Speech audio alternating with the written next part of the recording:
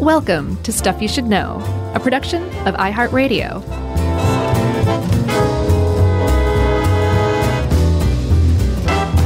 Hey, and welcome to the podcast. I'm Josh, and there's Chuck, and Jerry's here too. And that makes this Stuff You Should Know. And Chuck. Yes. Before we get started, I feel like we should say something to some of the newcomers who haven't quite figured out our vibe yet. Oh. Are there newcomers? There's a couple. The two, we'll call them. The twins. Okay. When we say stuff you should know, we even said this on Jeopardy, by the way. When we say stuff you should know, we're not saying like, why don't you already know this stuff? You should know this. We're saying, this is so interesting. We want to share this with you. We think you should know this, so we want to tell you about it. That's the purpose of the title of the episode or of the podcast. We should call it in this tone, exactly. Here's something you should know. Guys? Okay. I just wanted to get that out of the way. I love that. Do you feel like there's been confusion? I feel like there's been confusion for 13 years among some people. I think some people are actually offended by it. Like, who do these guys think they are? Yeah. Telling me what I should know? Didn't you think of this title? Yeah. And it was apparently imperfect. Because, I had an alternate title back then. What was yours? Here's something you should know. Guys? I'm going to try and do my best to couch my disdain for today's topic. Well, I think you already miffed that mission. It's about Aleister, and there's a lot of just, someone like him was very divisive. You could go to any internet board and read a little bit about this dude, and you will still see so much divisiveness. Yeah. And there's a lot of conflicting information, including right before we recorded, I said something about Crowley, and you said, I heard it was Crowley. Yeah. So but I just, I'm going to go ahead and get this out of the way. We'll do an overview of this guy, but I found him to be, above all, narcissistic, one of the most self-aggrandizing, misogynistic, manipulating users of others who didn't really have anything interesting to say or add to the good of humankind. Wow. In my opinion. And yet, this was your pick. What made you decide to want to do one on Mr. Crowley? I didn't know anything that much about him, so now I do, and now I can have my own informed opinion. Yeah, totally. But if you go on these message boards, you'll find people that say what I said. You'll find people that say the man was pure evil and, blah, blah, blah of that train. I don't think he was. I think he was just a narcissist. No, we can dispense with that. And then other people who are like, he's my hero. Yeah, I think in the people who he is a hero to are also not so like disillusioned that they're like, no, he was great in every way. They're like, he was misunderstood and he also was often his own worst enemy is usually how they kind of defend it. Because it doesn't matter whether he was a hero to you, the most evil person in the world, he was frequently called the most wicked man in the world, or just a total a-hole who didn't contribute anything. He was a jerk. Everyone agrees. It's the one thing everyone agrees on, that he was a total jerk. Well, I think that's where the narcissism is something that really triggers me in particular. So that just kept popping up over and over. And I just kept saying, who does this guy think he is? You must have had a really hard time during the narcissist epidemic of the 2000s.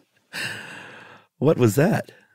Don't you remember? It was like a whole psychology movement. This pair of psychologists basically tried to make their career by trying to prove that there was an entire generation of narcissists that had been raised, and now the world was about to be ruined. And yeah, what generation? They were right, but it was, pop psychology. What generation was it? I guess millennials is what who they were talking about, which is kind of mean because that was at the time everybody was picking on millennials for just about everything. And then these two come in and we're like, yeah, and get this, they're also narcissists. I don't know about that, but I think in Crowley's case, there's a narcissism that's a narcissism, actually. I said it right. Yeah, you did. That's kind of off the charts. Like there's a self-importance that self-importance really bugs me too. So intertwined, someone who really thinks they have a lot to say. I mean, you can tell by how much this guy wrote, like overwriting. I have so much to say. Right. I write 50 books and like read any of this stuff. And it's just like, kill me. Okay. So All right, so I'm going to park all that to the side and be totally neutral from here on out. Well, I don't think you have to be, but I do think we should explain why this guy would even be worth a podcast episode then. Let's just say who he is first, because everyone who doesn't know Ozzy Osbourne is like, who even is this jerk? Okay, so even if you're not familiar with Ozzy Osbourne, which stop this podcast right now and go familiarize yourself with the body of work of Ozzy Osbourne. Yeah, start with Blizzard and then of come Oz. back, right? And then go back to Black Sabbath. Right. Like, even if you're not familiar with that, you probably have seen a picture of Aleister Crowley.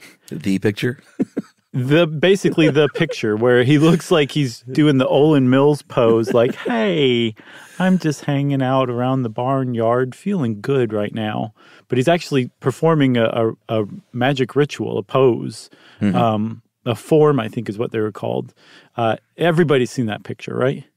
I think so. I mean, a lot of people have probably seen it and didn't know that's who that was even. Right. And even if you haven't seen that picture and you still haven't heard of Aleister Crowley, if you're a Beatles fan, if you are a fan of New Age stuff, if you like crystals, if you buy people candles with their birthday horoscope on them because you think it's actually going to influence their year, you can thank Aleister Crowley because he was basically the center point for all of that stuff coming about in the West. The idea of occultism, mysticism, spirituality outside of Christianity, Judaism, and even Islam. The fact that it's present in Europe and America today is almost exclusively through his efforts and work. Yeah, I mean, I will say this. The only reason he's noteworthy is because he did what he did when he did it. In the 80s, if you would turn on Jerry Springer on any day, you would see 8 Aleister Crowley sitting on stage. But this guy was doing it, very early on in the 1900s, throughout the early 20th century, when that kind of stuff, like that's why he got so much press, was because he was doing things that you dare not speak of at a time when people weren't doing these things, or at least out loud. Even today, still, people are like, this guy was really over the top and out of bounds in a lot of ways. Like you said, there's some people on the message boards who still are like, he was evil. They're still scared of him. And this guy's been dead for 60, 70 years. And even when he was alive, he really wasn't all that menacing. I mean, like he tried to be, but if you just stopped and were like, what are you doing? And really kind of took yourself out of his little realm, you might even laugh at him, depending on the situation. I would. Yeah, I know you would. All right, so let's, I guess, start at the beginning, and we'll kind of breeze through his childhood, which was formative for sure. He was born in 1875 in England. He's a British man, and he was born into a wealthy family. His family were brewers. They brewed ale, and but were very, very religious, and this was a big deal because they were members of a religious group a Christian group called the Brethren, which was sort of just Christianity on steroids as far as, saying things like sex was bad and sinning was bad, to the point where it reversed him. It had the opposite effect. Yeah, not only was like sex bad, like that's bread and butter Christian stuff. This was like you didn't sign a lease, I saw, or you didn't like take out life insurance because it suggested that you didn't have full faith that Jesus was about to come back any day now. Like you didn't plan for the future. You also didn't take medicine. And that ended up killing his father, Aleister Crowley's father, who developed tongue cancer. And that apparently was a treatable condition at the time, which kind of surprised me, although they were probably just going to cut his tongue out. Yeah, that was it. But rather, were they really? Is that what they were going to do? I mean, when they say cancer of the tongue and surgery, then what else could it mean? Okay, sure. So the Brethren, of which he was a member, apparently they were an equal egalitarian group, they all kind of got together and like, we don't think you should do that. We think that it kind of shows a lack of faith in Jesus. And he was like, okay, I'm just going to roll the dice and see what happens. And he died. And that apparently really soured Aleister Crowley on Christianity because he really looked up to his father, one, but I think he also really fully bought like the Brethren as well. And this was a huge, like, jarring crash into a wall. Yeah, it left him with a lot of money when he would become an adult. I think and the Grabster helped us out with this one. I think he said it was about $2 million in today's money. So a lot of money, but as we will see, certainly not enough to last a lifetime. Even back then, at least the way he burned through it. Definitely. It's amazing it lasted as long as it did, really. Yeah, it made me wonder how much drugs cost back then, because he bought a lot of them. Yeah, but he could just go down to the local chemist or, pharmacy and buy them over the counter. So they were relatively cheap, I guess? I would guess so, yeah. The chemist doesn't try to tax you. Yeah, everyone knows pharmaceuticals are super cheap. Sure. So he was left with his mom, who, by all accounts, they didn't have the best relationship. She was also super religious. I think Ed dug up in one biography that he sort of treated her as if she were the help and one of the servants. Mm-hmm. And she, in fact, referred to him as the Beast, which was from the Book of Revelations, and a name that he would later, I think, kind of keep on using for himself.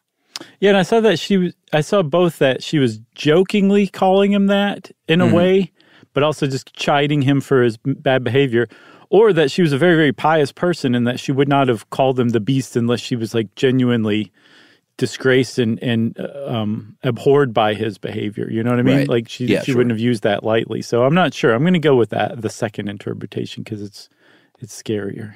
Okay. So then he eventually makes his way to Cambridge in 1895. He didn't graduate, but this was where he really kind of started getting interested in two things that would define the rest of his life, the occult and sex. Yeah, for sure. That's where his life kind of changed. This is typical going to college stuff. Yeah, sort of. And he got into some other stuff. We don't have to get into it much, but he was a master, not like a grandmaster, but he was a really good chess player for a while. He could have been a grandmaster from what I saw, like if he had pursued it legitimately. Yeah. Like he was considering a profession like of chess. He also was a noteworthy mountaineer. He was in the party that attempted the first British attempt on K2 ever. Yeah. It was unsuccessful, but they ended up breaking a record of living at 20,000 feet longer than anybody else. Like he was a serious mountaineer for a very long time. But as he just kind of got a little older, and especially as he got a little further into like magic and sex in particular, he just kind of lost as much interest. Like those were his life's passions. And then all of a sudden he's like, I think I'd rather have sex of every single kind I can possibly think of than climb a mountain. And he still climbed some mountains, and there were some huge issues that came out of that pursuit and at times. But like you said, more than anything, he directed his life toward magic and sex. He says, I think I'd rather climb sexual mountains. Sexual. Right. Well, should we take a break already? I think we should. Oh, okay. Well, then you just answered your own question. You begged the question in the best sense of that term. All right. We're going to take a little break here. I'm going to collect myself, and we'll talk more about sex magic right after this.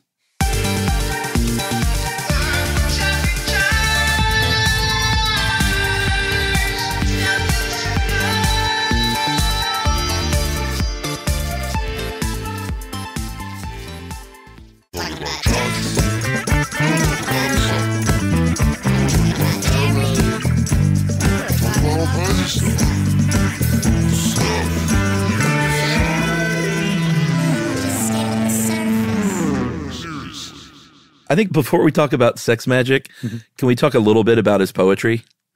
Sure. He was a writer, and like we said, he wrote it up to about 50 books, and some of these were collected and published just from stuff he'd written along the way after his death. But he felt like he had a lot to say to the world. Wrote a lot of erotic poetry. The first collection was called White Stains, under the pseudonym Archibald Bishop. Don't have to work too hard to figure out what that means. I mean, it's so juvenile. It's hilarious. A lot. Did you read any of his poetry? No, I mean, I saw like clips and snippets of it, and just from reading so much stuff about how not great it was, I was like, I'm not reading this. I'm not going to read it. In fact, I can't read it on the air because it's a family-friendly show. All of them start, there once was a man from Nantucket. There once was a narcissist from Nantucket. Right. But there is a poem I would encourage our readers of age to go look up. And if you are not of age, don't do it. Oh, okay. If you're listening with your kid right now, distract them briefly. Mm-hmm. But it's a poem called Celia Farts. Celiapharts? No. Farts. And it's just a great example. And I'm sure he had more, I guess, legitimate poetry than this. But reading Celia Farts really soured me on what I felt like he thought he had to say to the world. Well, yeah, that's the thing. I think one of the things is like, I see what you're saying. It's a little bit, wow. Did you look it up? Yeah, I did. There's a Pinterest post that has it. That's like the first thing that comes up. So you don't even have to really click in anywhere. But I think one of the things that's so off-putting about him is he's like a Victorian, maybe an Edwardian or Regency era, but he's like of that era. It's Victorian. He's using words like farts and like it just keeps getting worse in that poem. Yeah. And it's just like so like crude today. Like if somebody published that stuff today, you'd be like, this is crude and lowbrow. Yeah. But somebody from that era doing it makes it exponentially worse for some reason. And I think that is exactly what he was into. Yeah, well, he certainly loved to push buttons. He rejected Christianity so forcefully that he decided, not only am I not into it, but I want to be the opposite of it. I think that the only problem with sin are the hang-ups that people put on it, and that to be truly happy, you should just sin, and I'm really good at it, and so that's what I'm going to do with my life. Yeah. And that is what he did. And he did, like I said, like basically any sex act you can think of. I did not see any accusations of bestiality, which really surprised me. Did you? Oh, I did. Oh, you did? Okay. Did you get the impression that he actually did that? Because I, again, would be surprised if he hadn't, met a donkey or two in his time. I saw that. I saw, and we'll get to this, his time when he was living in his slum commune in Italy. Things got really weird there. Mm-hmm. And of course, I don't think we even said why there's a lot of conflicting information. You could never tell when he was being straight or writing the truth. And you could never tell when he had made an enemy and they were writing something not true to make him look even worse.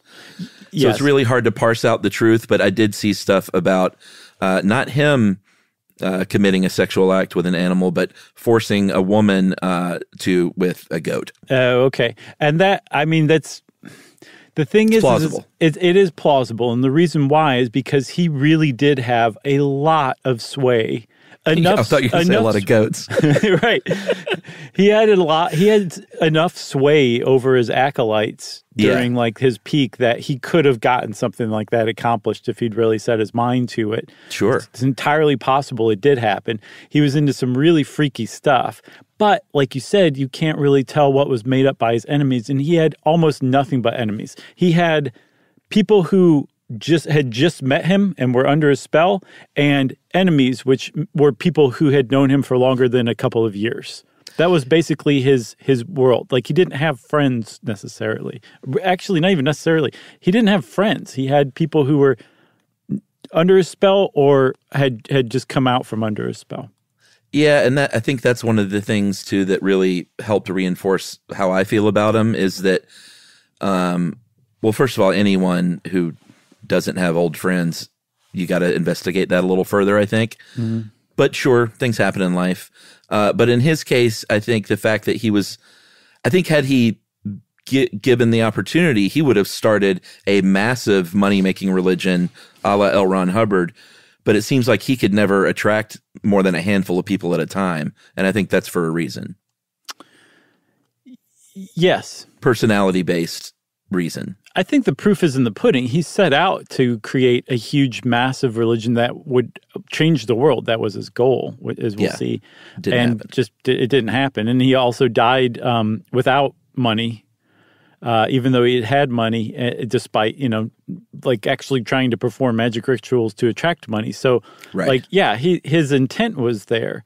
But the thing to me that makes him legit in some way is that he was still performing rituals, still performing magic to the end.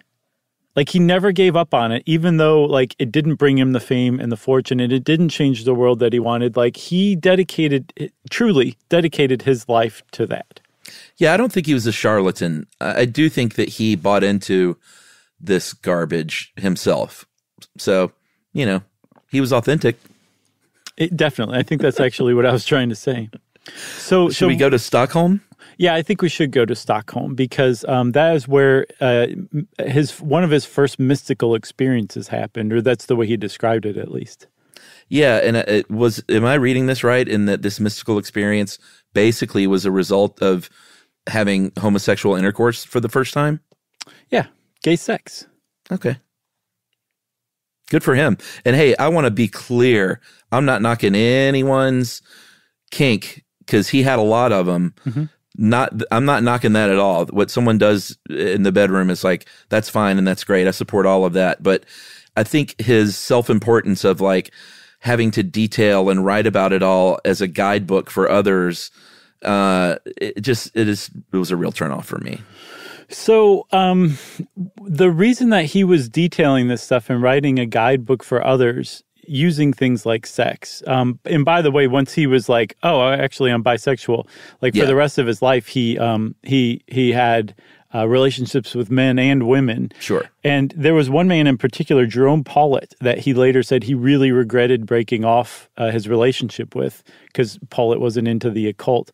But he wrote that with Paulet, he had achieved ideal intimacy, which the Greeks considered the greatest glory of manhood and the most precious prize of life. So that's how he described one of his relationships with a man. Yeah. And that really says a lot for somebody who didn't necessarily consider himself bisexual. I think he, more than anything, considered himself straight. He just had gay sex from time to time when it suited him. And sometimes some of those acolytes, like you said, he had no more than a few people around him. Sometimes it was all men. And if you were an acolyte of his, not only were you helping him perform magic rituals, you were helping him perform sex magic too. And who knows where that was going to go, but very often, more often than not, it was degrading. He used sexual degradation as a way, like a path, like a magic ritual, but also it was to show power and dominance over his acolytes as well. Yeah, and for some reason, and again, like if you look at the S&M community, it didn't feel like that to me, because if that's your kink, that's fine too. This felt more like a manipulative user of people than any particular sexual kink. Or maybe he was born at a time where, I don't know. I mean, he certainly lived in a time where none of this was acceptable. Homosexuality was illegal in England at the time. So I don't know. I try to frame it at the time and place and try and be a little bit more understanding. You know what I mean? From stuff I saw and like reports from some of his acolytes, he seemed to like truly get pleasure from this stuff. Oh, I'm sure he did. So I don't know if it was just like a means to an end. Like I think he was really immersed in it personally as well. I think so, but it seems like every time he was challenged as not that he was done with someone. Once he had used them up, including his wife, which, we'll get to in a minute. But just I guess we should quickly mention, he did have other career paths he could have taken. We mentioned the chess.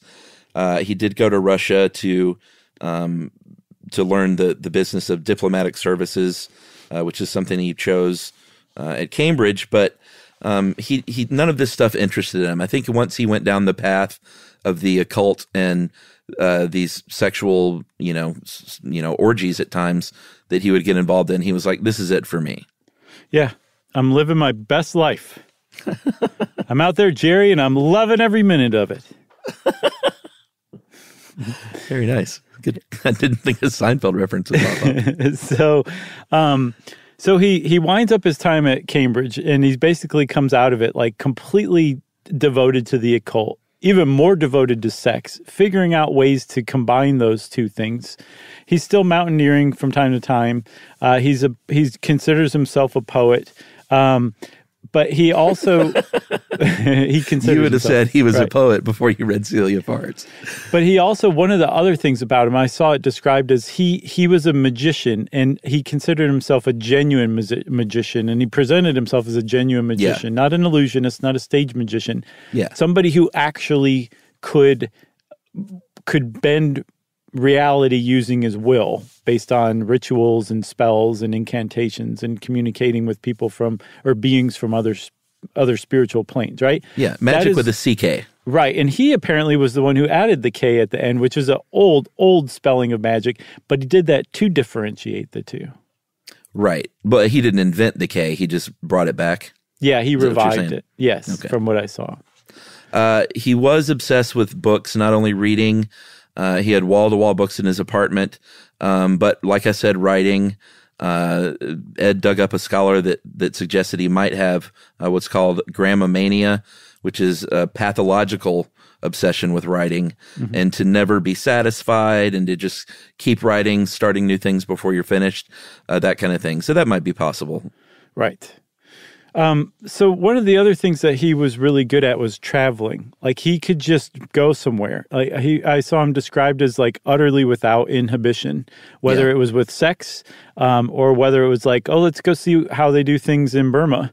Right. And when he went from place to place, he picked up things. He would find like the occult and esoteric traditions and religious traditions, even mainstream religious traditions of these places, and would figure out how, certain parts of them fit in with his own view of the occult and his own practices with magic. And he did that by just touring the world for long periods of time, which is something people did back then anyway, right? Like, if you went to Europe, you stayed there for like 2 years because it took so long to get there and back, right? But he, even for his time, he was a very seasoned traveler. Yeah, and like you said, it's really one of the important facts of his life, because what he would end up doing is creating his own, I guess you would call it a religion, Thelema. But Thelema was based on all of these travels and everything he picked up. There were a couple of secret occult societies he joined along the way, and then eventually ran afoul of. One was called the Hermetic Order of the Golden Dawn, and one was called the Ordo Templi Orientis, the OTO. And it seems like in both of these groups, and these were, years apart, so it wasn't like, I think 7 to 9 years apart he joined these. Both times it seemed like he tried to run the show when he got involved and rewrite their stuff to suit his needs. And what he was doing, though, was really trying to create his own jam and kind of using up these religious orders along the way.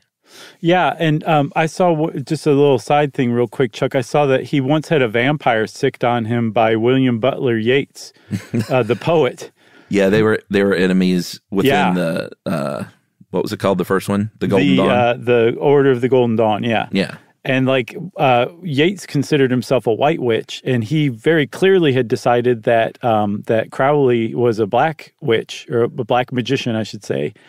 And so for Yeats and the other people in the Golden Dawn who were opposed to Crowley, they considered like him dangerous, and like he couldn't learn some of these mysteries because he would unleash the stuff on humanity and basically start a reign of evil here on Earth. So Yeats sicked a vampire on him for like 9 nights. All right, he just went up a notch in my book then. Who, Yeats? No. Crowley.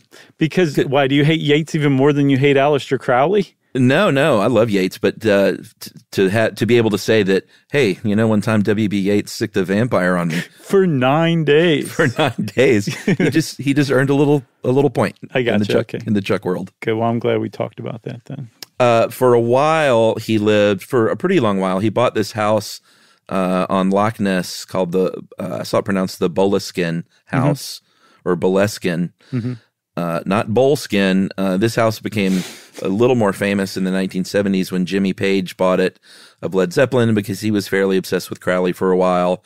Although by all accounts, Page did not spend much time there. It was in very bad condition. And he kind of took one look at it and was like, somebody should fix this place up. And he assigned a guy to live there and just never really went back. But he did live there for a while, and he owned the house for kind of a long time. It was one of the only places he would stay for any length of time, basically. Yeah, Boleskine reminds me of Archibald Bishop for some reason. You know? Doesn't sound right. Like another pseudonym would be Dr. Boleskine. Right. Yeah. One of the ways that he brought people under his influence, too, even people who opposed him, was by using his wealth. He wasn't above using drugs. He was surrounded by people who were using drugs, and some of them had happened upon habits, like heroin or cocaine habits. He would find people who had, power or status in some of these orders and would be like, hey, how about I give you some of that heroin you crave so much, an unlimited supply. How's that sound? Go ahead and initiate me into this inner circle. He would use stuff like that. Like you said, he was one of the greatest manipulators of his age, for sure. But in doing so, what he was doing was, he wasn't just doing it to get power. His ambition wasn't just to become the head of the Golden Dawn or the head of the OTO. He wanted to learn as many secrets as he could, just like when he was traveling in the East and he was picking up, yoga or he was picking up mysticism from Egypt. Like, he wanted to learn their secrets to figure out the stuff that actually worked. That was his goal. That was his ultimate goal. Okay. So I mentioned a wife. In 1903, he married Rose Edith Kelly, and they were really, really, really into each other. She was got very into what he was into. They went to Cairo on their honeymoon in 1904, and by all accounts, it was a life-changing experience where they were both channeling Egyptian gods, and this is where he, through channeling Egyptian gods, so says him, wrote his big sort of Bible called the Book of the Law, which would become the basis for Thelema. And he says he was, like I said, channeling a being called Aiwass. That's all I saw. Oh, really? Yeah, Aiwass. That's how I heard it from everybody. Oh, okay. Yeah. And so, this is where he has his, he's had awakenings before, but this is where he came up with his Dianetics, basically. Yeah, I saw Aiwass continued on like for years and years and years as basically a guardian angel for him and whatever acolytes he had serving him at the time. Like, they would call on Aiwass for protection sometimes. So he was like a kind of a lifelong guardian for Crowley, at least to Crowley and his followers. Yeah, I think so. I mean, he talked a lot about guardian angels. He had two daughters, and then toward the end of his life had a son who has an interesting story that we should probably do a short stuff on. But in 1905, they had Lilith, who was their first daughter. She died, and I saw different things here. She died of typhoid in Burma, but I saw that he had basically kind of abandoned his wife at this point, and she couldn't really care for herself because of her alcoholism, and he blamed her death on her. Yeah. Don't know how true that is, but they would eventually have a second daughter named Lola Zaza, who you found one of the greatest pictures of any human of all time on the internet. It is so cool, man. That kid looks like just a genuinely cool, freaky it girl. You know what I mean? Well, she's wearing a goat, so we should just preface that for people who are triggered by wearing animal hides, and she's wearing more than a hide. It's a hide and a head. Yeah. I think that was a good idea. Yeah. But so her sister's name, her full name, Sister Lilith, who preceded her and died as a baby, was Nuit Ma Ahathur Hectate Sappho Jezebel Lilith Crowley. Amenhotep.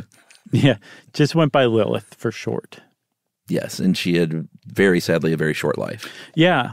So I saw that too, that even though Crowley had abandoned his wife and infant baby in China, and they were making their way back, and she died in Burma, that he still blamed Rose for the baby's death, like fully. It took zero responsibility for it, and that was a frequent, like a common thing that happened, or that he did during his life too. Like tragedy, sometimes life-ending tragedy would befall people around him because of him and his decisions, and he just would not accept responsibility for that kind of stuff. Yeah, one of the reasons he was eventually ostracized from the mountaineering community, which was a pretty small community at the time, he reportedly was on a trip with some people, got into a fight with them while they were on the trip because he wanted to control how it went down. And he splintered off from them. There was an avalanche, and they were all basically buried and like crying for help. And as the story goes, he was nearby drinking tea and like didn't do anything to help them, and they died. Mm-hmm.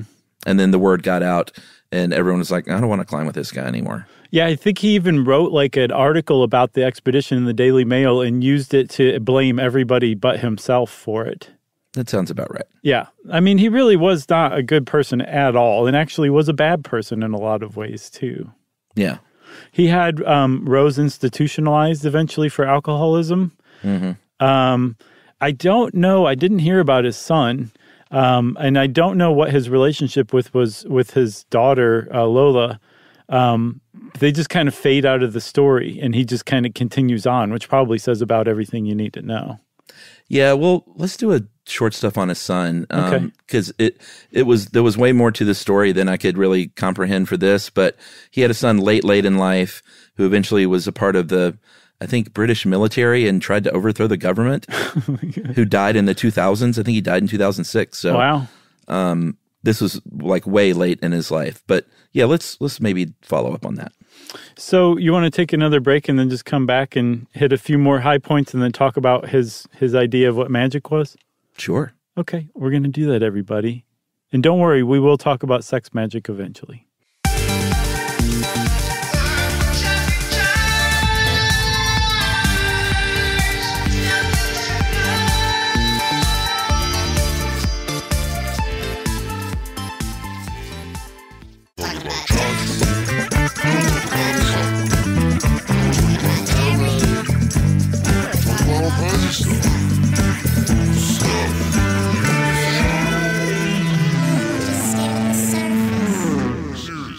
Okay, so you said that he ended up joining a second group, the OTO. Prior to that, he tried his hand at founding his own secret occult group, the AA, which from pretty much every source I saw stood for Astrum Argentinum, which means silver star. So it was the Order of the Silver Star, basically.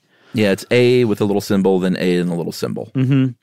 And as after the OTO, which was an established group, approached him, because apparently he was publishing secrets of the OTO. But he got sued.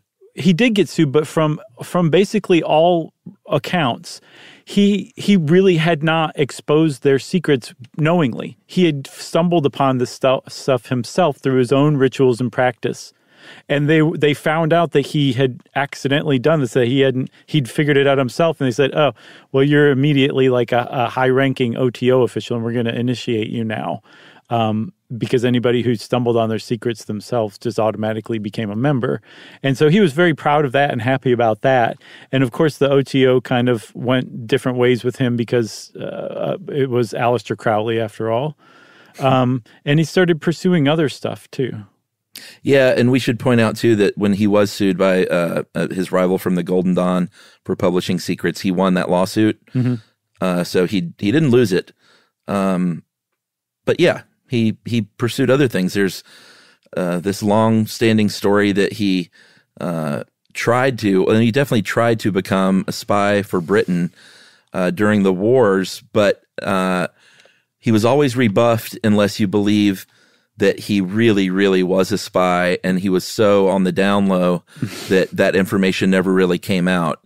But by all accounts, he tried to be a spy during the wars, and England always said, thank you, but no thank you. Then he went to work for the Germans for a little while. And this is where it gets a little confusing. Because he claimed he was trying to write, as a writer, he was trying to write stuff about the Germans that was so preposterous that it would have helped the Allies. Mm-hmm. But who knows? Yeah. Who knows? It is kind of up for debate whether he was actually a secret agent or not, for sure. I don't know. I guess it could be settled that those documents are still around somewhere if they exist, you know? Yeah. So he, after World War II, he ended up going back to England. He traveled the world. He traveled across the Sahara into Tangier, I think, on foot. He traveled from the Pyrenees down to Gibraltar on foot. He did time in Mexico, Japan, India, did a lot of mountain climbing. So he did tons of traveling. But I guess toward the end of his life, as it was winding down a little bit, he wanted to be closer to home. He had a lifelong case of bronchitis. So he moved back to England, and a doctor prescribed him heroin. And he said, "Oh, I've had plenty of this." Right. He's like, "Oh yeah, old friend." But I don't know if he had successfully kept himself from becoming addicted to it before or not. But this time it got its hooks in him, and he spent the last several years of his life addicted to heroin, like heavily addicted to heroin, and ended up dying, I believe, in 1947. Yes, basically broke in a boarding house. Yeah. All right, so maybe we should talk finally about sex magic. Finally, blood not sugar blood baby. sugar sex magic. I knew you were going to say that. I can't not. But not preceding. This is all a big part of it. But I did mention his stay in Italy. These were 3 big years in his life. Is when he lived at a Ed calls it a small estate in Sicily, but it was really a pretty run-down, ramshackle farmhouse out in the middle of nowhere. Yeah. And this is what he called his church. This was the Abbey of Thelema. And it was squalid and it was gross. And he had, this is where things, he did the worst of the worst, even by his standards, when it came to these rituals. And this is where animal sacrifice may or may not have happened. Blood ritual may or may not have happened. Ingesting all kinds of human excrement may or may not happened. It was, these were the dark days, or I guess as far as he's concerned, the best days. Right, the salad days. Maybe. So sex magic, I don't want to give sex magic a bad name because a lot of people practice sex magic, and there's a lot of wide variety of sex magic. And even a lot of the stuff that Aleister Crowley, performed was just kind of like, oh, that's it, okay. That seems fine. Right. It wasn't necessarily degrading or debasing. It didn't necessarily involve sacrifice or anything like that. There were frequently multiple people involved. But it's like, and all of it was in the service of like entering a higher plane, communicating with other beings, and figuring out, what worked best and what didn't work. But with sex magic, and sex magic seems to have been pretty much the basis of all of his rituals. Did you get that impression too? Like pretty much all of the magic he did was sex magic to some degree or another, right? Yeah, and that's one of the sort of issues I have with him, is it seemed like most of it revolved around getting people to do sexual acts they wouldn't have ordinarily done. So again, the purpose of all of it, as far as he was saying, was to figure out what else is out there, and to basically use magic to communicate with higher planes, and to get that knowledge, and to basically bring it back here on Earth to create a more just and equitable society under Thelemic law. Right. That's what his stated point was. That's what his point was. He wrote very detailed, graphic manuals that were very precise about every sex act you can think of, to be a part of his Thelemic religion. And he sort of believed that he was onto something with magic being what he thought was the middle ground between science and religion. He thought religion was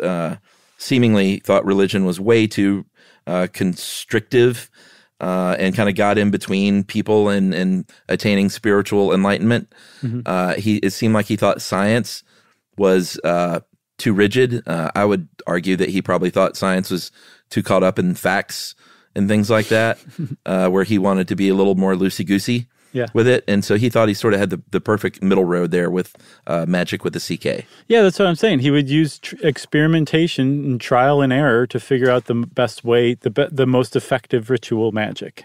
Right.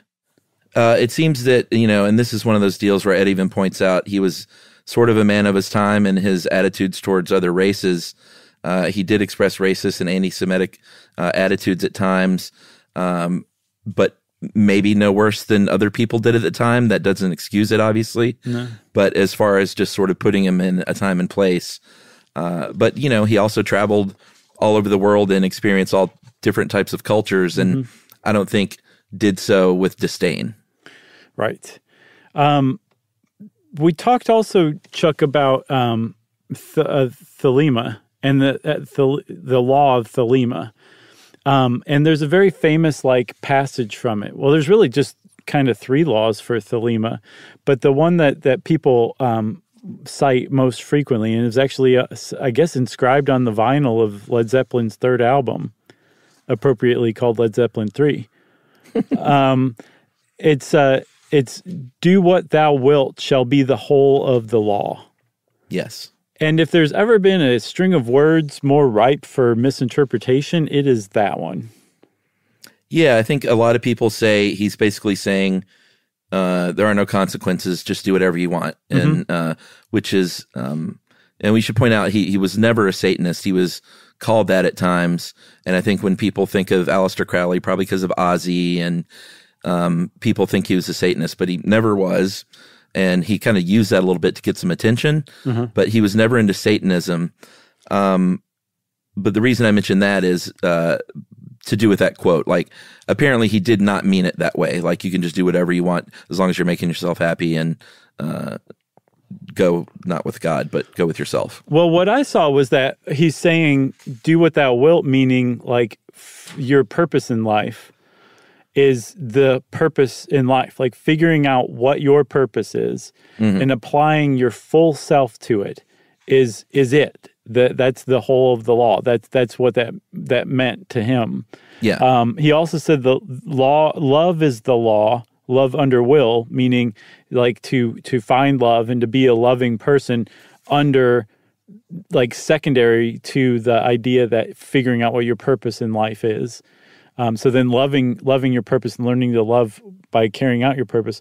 And then thou hast no right but do thy will, which means just you really should be doing those first 2. Yeah. So that was the law of thelema, but like you were saying, he's frequently considered a Satanist, even though he never was, and the people are he didn't have any regard for consequences, and he kind of didn't, but that's not really what that thelemic law was saying. So he was very much misinterpreted and reinterpreted, and that especially started.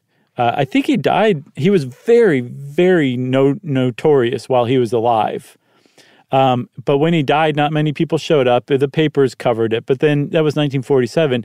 He just kind of fell out of public consciousness, from what I understand, until 1967, when he made a surprise cameo on the cover of Sgt. Pepper's Lonely Hearts Club Band album. Yes, the very famous album cover which was a collage of many, many famous people. And Aleister Crowley was right in there. Apparently John Lennon enjoyed his writings. As did Jimmy Page and Timothy Leary, and his influence was pretty great in what would end up being sort of the hippie experimental drug culture of the 1960s. They would invoke Aleister Crowley's name here and there for sure. So for someone who would probably not be a blip on the radar today, he had a lot of lasting influence, and still does. And apparently also the New Age movement that really started to blossom in the 80s and has been kind of revived today, 70s and 80s, I should say, found its roots in the 50s, and those people were directly influenced by Crowley's followers. So he is very much the father of the modern New Age movement and all of its preoccupation with occultism and mysticism. And you mentioned how had he had a chance to be like L. Ron Hubbard, he would have grabbed it. And I agree with you. I think he would have. But there's apparently a story that even the Scientologists confirm, but they interpreted it differently. That L. Ron Hubbard was actually an acolyte, a follower of Aleister Crowley's immediate heir. So, who they founded the Agape Lodge, and L. Ron Hubbard was there performing magic with another guy, Jack Parsons, who founded the Jet Propulsion Lab, who was a big-time Crowley acolyte. Yeah. And the Scientologists say L. Ron Hubbard was there trying to destroy this church from the inside. But a lot of people say, no, this is actually where L. Ron Hubbard started to get his ideas for Scientology. And that's where it grew from, was from Crowley's influence. You could draw some parallels, that's for sure. Yeah, one or two. So that's it. How do you feel? Like 30? I need to take a bath? Yeah, I'm with you. I kind of do too. Okay, well, we made it through Aleister Crowley, everybody. And since Chuck said he needs to take a bath, and I agree, it's time for listener mail. I'm going to call this Reppin' at the Rock and Roll Hall of Fame. This is from Evan and Kaylee.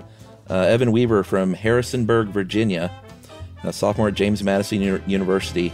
And his girlfriend, Kaylee Wagner, went to the Rock and Roll Hall of Fame. Mm-hmm. And he says this. On our way there, we re-listened to the Rock and Roll Hall of Fame podcast to build the anticipation. Once there, and when we finished looking through all the exhibits, we found ourselves at a station where we could design custom band logos and print stickers. Kaylee and I decided to make some of these stickers based on our favorite band names from the podcast. Awesome. They print 2 copies of the sticker, one to take home and another to place on the walls of the Rock and Roll Hall of Fame. Needless to say, if you ever visit there and find stickers with the band names Worm Burden and Itch Scratch Cycle, that's awesome. You know who put them there. That is really cool. Yeah, Evan and Kaylee, that is huge.